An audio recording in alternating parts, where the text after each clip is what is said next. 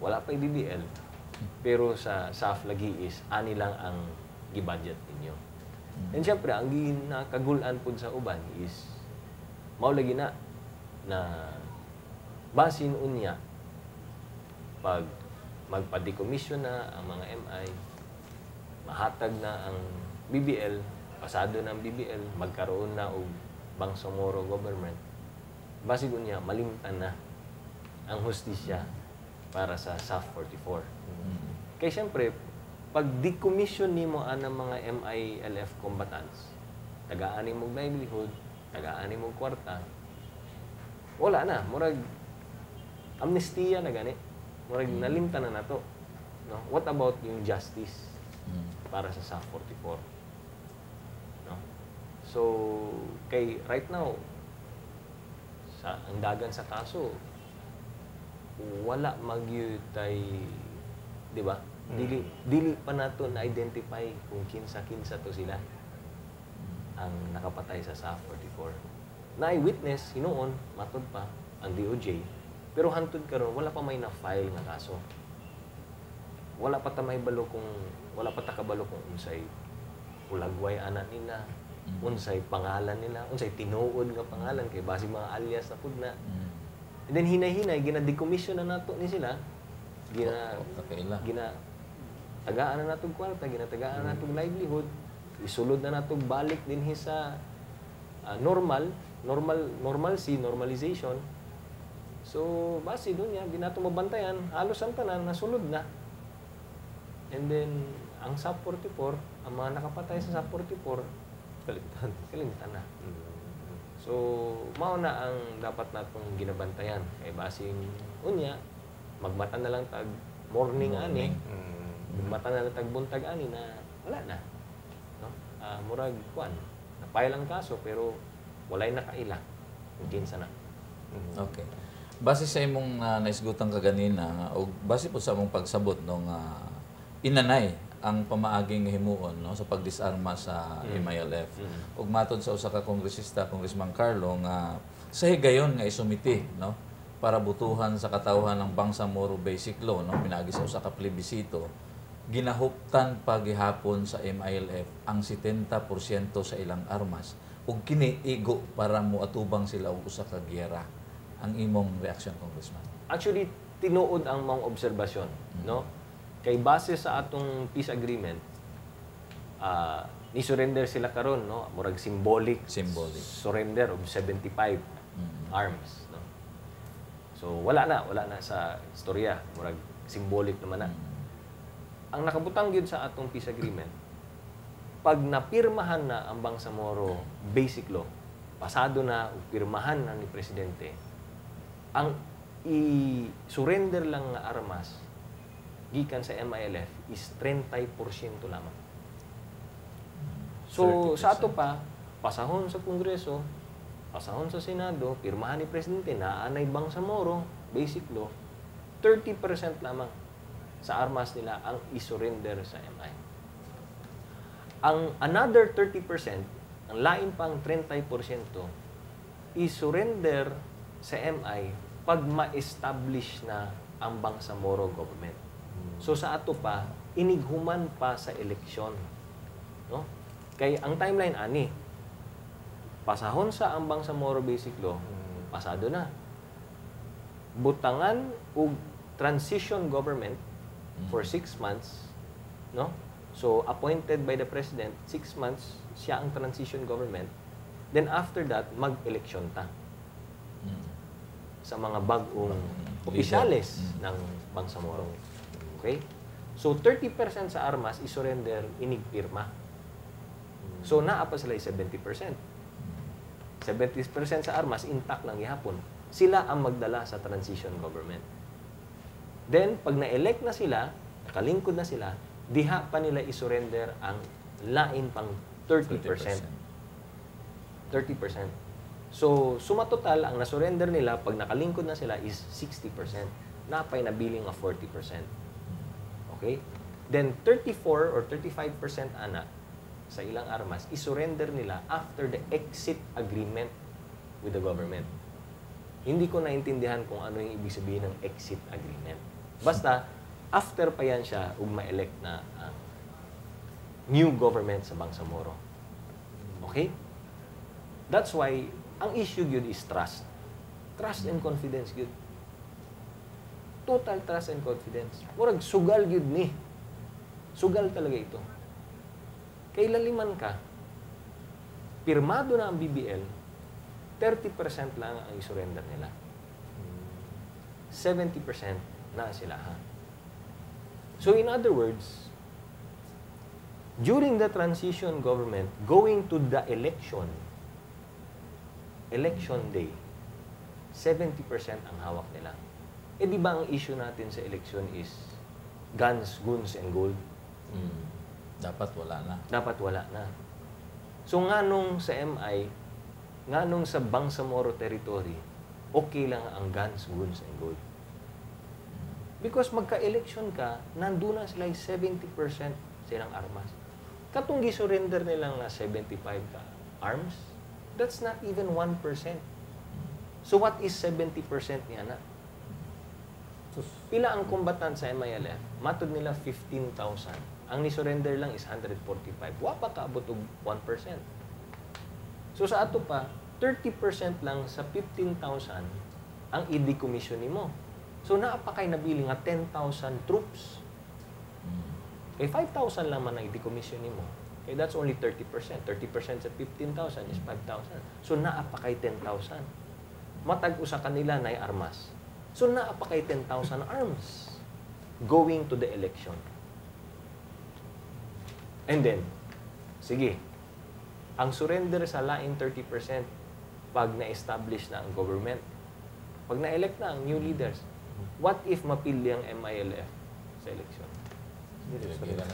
Kaya pila na ka-election ang nidagan, dagan man na sila, dili, wala gid magmalampuson na MI nga makadaog.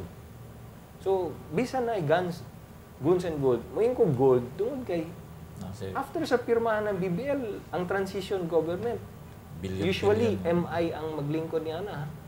MI ang naglingkod ni Ana. Nay kwarta. Naapagi armas. Syaro mapildi pa sila sa eleksyon. Daogid na. What if napildi? Is tumanon ka nila ang sulti nila na pag-establish sa government, isurrender and 30%. And then may exit pa na. So, mean to say, 70% ang hawak nila. Pag napili yan, magkaroon ng, butang na to na nagkaroon na po ng splinter group. Nanagan eh. Mag-splinter group, kay napildi. Tungkol kay nasakitan, kitikasan, whatever. Daghan na kayo istorya, kabalo ka sa politics. Ngayon sila, gitikasan ta, giana-ana. So, split off na pa. Split off na naman ang laing grupo. Dala na po ng armas. Which is why dapat, pag pirma ng Bangsamoro, 70% ang isurrender ninyo. Dapat hipos na siya. Dili 30%, balik taro na itong equation.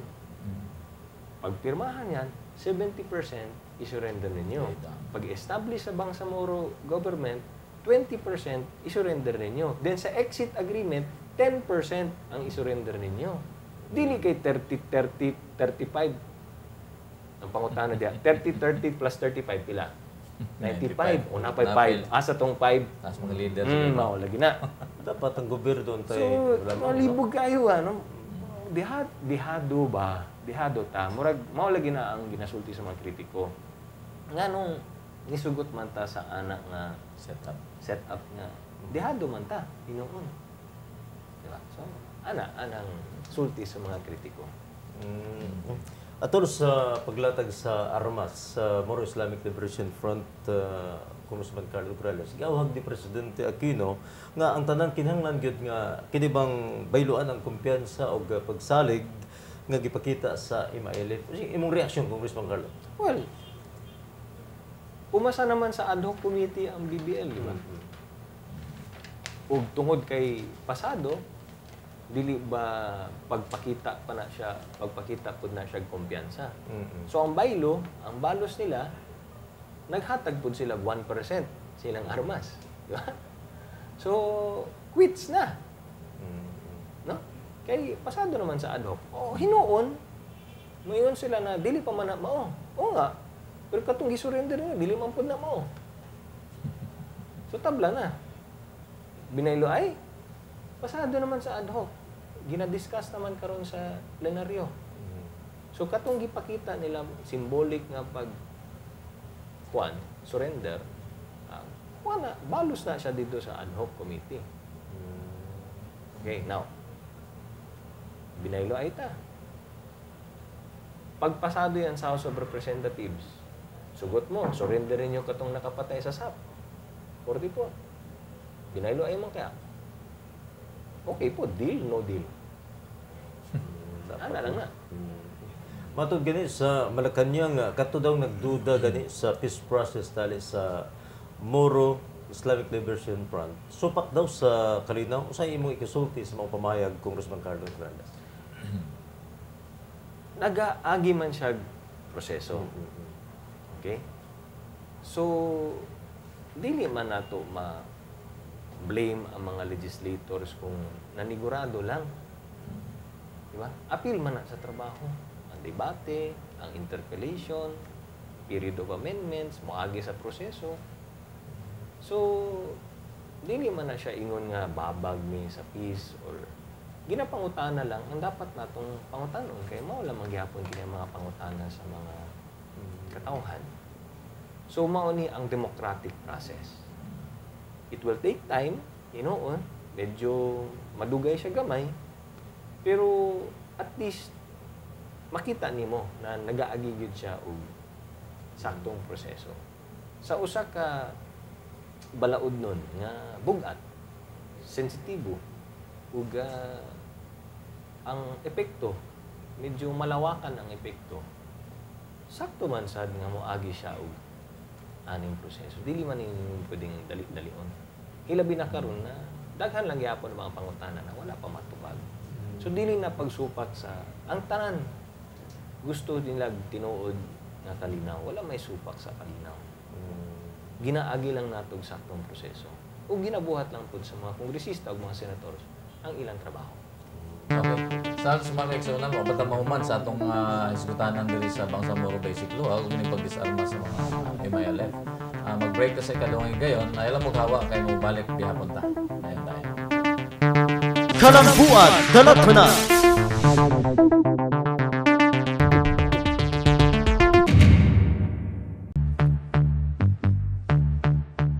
Congratulations! Congratulations! Congratulations! Outstanding! Outstanding! Filipino Achiever! In public service! Congressman Carlo Nograles! Congratulations! We are proud of you! We love you!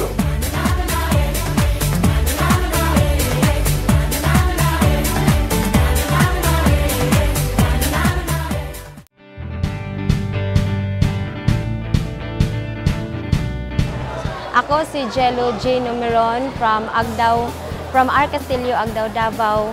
Na ako diri karon sa San Roque Elementary School para mangitag trabaho. Diniabot ko alas 6 sa buntag. And then, lisod kaayo ang pangita og trabaho kay daghan kaayo kay kanang kakumpetensya. Naa kay mga kakumpetensya nga mga college graduate. But then, sa ako ana part, kaluyan, nadawat dayon. Nagpasalamat ko kay Sir Carlo Nograles sa iyang gidala nga jobs fair diri sa San Roque Elementary School. Tungod ani nagkuan ko og trabaho usa ka call center agent sa 611 Global Services. Ako si Jello J. Numeron ug tungod ani naa na ko'y K.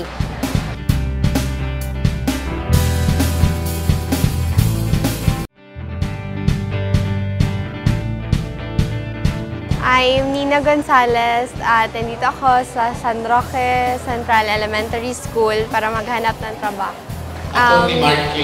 Fresh grad pa lang ako, tapos malapit lang kasi bahay namin dito kaya narinig ko lang din kahapon. Tapos nag-try lang ako, nagbabaka sakali and pumunta ako dito as early as 8 a.m. And okay naman ang flow nila sa job fair and I am seeking my first job, of course, and I think ito yung beginning for my career. Thank you kay Congressman Carlo Nograles sa dinala niya na jobs fair dito sa San Roque. And ngayon, hired na ako ng Adana Manpower Services.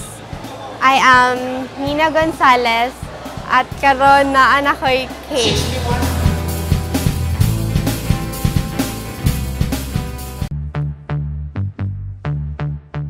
Congratulations! Congratulations! Congratulations! Outstanding! Outstanding! Filipino Atiber! In public service. Congressman Carlo Nograles. Congratulations! We are proud of you! We love you!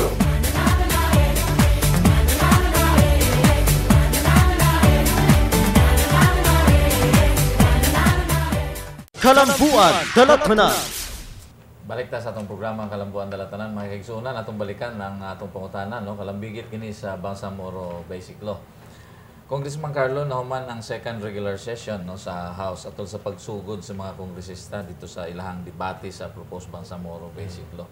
Ako pangutanan kung gusto bang mo-appeal si Congressman Carlo sa mga debate. Well, ako pang ginaobserbahan, no? Ug nagapaminaw pa ko sa mga pangutana. Kay base noon niya ang ako mga gustong ipangutana na pangutana na ug natubag na. So lain pug kay kung balik-balikan lang nato, no? The same lang, rewind lang gihapon ta. Kaysa akong naibaw-an 38 ka mga kongresista ang nag-signify nga gusto silang mangutana. And sa 38, 8 ang human na. Oh, well, 8 nakapangutana na, 5 human na. So napay katong tulo nga nabilin, ang tulo sa 8 wala pa sila mahuman. So butang nato napay 33 ka mga kongresista ang gustong mangutana. So paminaw na sa nato, then tanaw nato kung naabay mga pangutana na wala pa pangutana, diyan ako mosugot. Okay. Laing issue, Congressman Carlo, ang reporter nga katong nagbulgar gani, no, sa istorya nga dunay 440 million nga bribe money para daw ni sa para daw ni sa mga magbabalaod nga mosuporta gani sa pagduso sa Bangsamoro Basic Law. Ni barog, no, sa iyang gisulat nga istorya nga naagid ning maong bribe money, no, dito sa iyang pagatubang sa House of Representatives niadtong June 16. Ang imong unsa imong kasulti kalabot sa maong issue? Well, ingon ako, nakita naman nato, no, duha ka hearing na sa House of Representatives ang nahitabo regarding niya ng maong issue. Ang akong statement, ang akong gisulti bahin ana is ingon ako, dili dapat ang House ang mag-imbestiga ana. Tungod kay ang pasangil is ang House man daw kuno ang nakadawat sa sungkol. Ug mga miyembro o mga kongresista daw kuno ang mo'y nakadawat. So dili pwede nga ang katong ginaimbestigahan ang mo'y mo imbestigasad. Dapat laing body, no? Laing grupo ang mag-imbestiga ni ana. So ingon nako, imbis nga House of Representatives ang mag-imbestiga o ang magdala sa investigasyon, dapat ang Senado. Tungod kay ang Senado is a co-equal body in the same branch of government. So legislation lang gihapon. Mao nang kung kinihanlan ipadayon ang kining congressional inquiry in aid of legislation ang Senado, kay congressional inquiry lang gihapon to, laing venue lamang, no? Kay nakita nato na medyo emotional lagi, and ang mga witnesses siyempre murag nate-threaten or hadlock, o siyempre alanganin gid sila nga mutingog, musulti kay kongresista gud ang gipasanginlan nga midawat sa sungkol. So ang suggestion nako nga ato ning ibalhin sa Senado, and ang mga witnesses, no, nga medyo wala na istorya or alanganin mo istorya, ipa-executive session na lang na sa Senado. So magpatawag og congressional inquiry, dito na ibalhin sa Senado, and then tungod kay alanganin ang mga witnesses na mo sulti or musturya, i-invite na lang nila sa executive session. Para dito nga nila isulti kung unsa ang ilang naibawaan. Unya, mas tingaling, mas mahimong komportable sila na isulti sa mga senators. Kay dili man ang mga senators ang akusado. Diba? So, mas gaan tingali para nila na diha sa Senado. No? And ako ning ginasuggest, tungod kay gusto yun na itong mahibawaan kung tinuod ba yun na or dili. Kung naagbasihanan ka na or dili. Kaya kung sa House, magpadayon na sa House, wala tayong makukuha. Pero kung sa Senado, basing na tayong makukuha. No? And kung tinuod man na doon ay kuan, guilty diha, kasuhan na to. At least may bawaan na to kung kinsa. Kaya ang na-damage ani ang reputasyon ng House. Muraga, ang tanang kongresista, appeal diri. So, dili na mo ni gusto. Di ba? Gusto na to, kung kinsa man itong nakatawat, mao lang na ang atong pasanginan. Huwag ninyo lahatin. No? Kay, daghan ba may way labot diha. Blind gani mi. Na-shock gani mi. Mata na lang mi sa morning, ana na ang issue. Kung, sige, kami, pumunta na po, kinsa ba na ang nakadawat? Kinsa. So, syempre na tayo.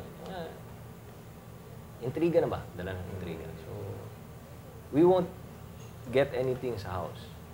Balhin nato sa Senado, basin, napatay makuha. Ang Philippine Star newspaper nagkadayon sa ilang report nga imo nang nalantaw ang mga magbabalaod nga buduso og daghang pagbag-o sa draft sa BBL. Nganong nakasulti ka man ni Congressman? Actually, dugay na nako tong gisulti. But diha pa sa during the ad hoc committee hearing. Kaya hinuon, daghan magyud ang mga kongresista ang naghatag sa ilang mga proposed amendment.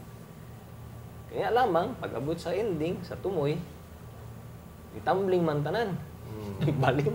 Ibali man ang tanan. So, daghan sa mga proposed amendment ang gi-objectan, ang gipawalang bisa, ang gi-deny, no? Gi-turn down. And right now, na naman na sa plenaryo, ang second reading, naapata sa period of interpellation. So, kung unsa man itong mga suggestion nila ng mga amendments o proposed amendments, pwede na nila isulod during the period of amendments. Inighuman na sa period of interpellation. Diya sa House of Representatives. But as far as the Senate is concerned, naanay gisulti si Senator Marcos. Nga matod pa ni Senator Marcos, doon na po daw siya ginadraft nga bag-ong version sa BBL. So, expect yun na to, na katong bagong version sa BBL, amended na to. Naanay isulod si Senator Marcos nga mga kabaguhan o mga amendments dito sa iyang Bangsamoro Basic Law version nila sa Senado. So, appeal po na siya sa one. Now, kung lahi ang version sa House, lahi po ang version sa Senado, then pasado pareha sa House o sa Senado, abot pa nag-bicameral conference committee para plansahon ang mga diferensya. Congressman Carlo Nograles, isip po sa ka-abogado o sa ka magbabalaod, nabalita na mo nga nahimo kang maingon nato bang nabalaka ka sa nahimong plastada unya sa Justicia ubos na ning propose Bangsamoro region. Pwede ba nimong madetalye unsang bot nimo ipasabot sa mga pamahay Congressman Carlo? Namanggoy sariling justice system ang Bangsamoro. Kung madayon ning Bangsamoro Basic Law, magkaroon ng Bangsamoro government, naapod na sila sarili nilang justice system. Ang akong gikabalak-an ani is because under sa justice system sa Bangsamoro, pwede sila maghimo og sarili nilang mga criminal laws, no? So sa ato pa ang Bangsamoro Parliament makapapanday pud sila o makapasa sila o makahimo sila og sarili nilang mga balaod may tungod sa mga sa criminal laws, no?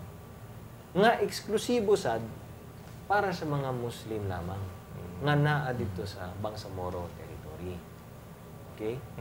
Then under na siya sa jurisdiction sa ilang ginatawag na Sharia court. And matod pa dito sa Bangsamoro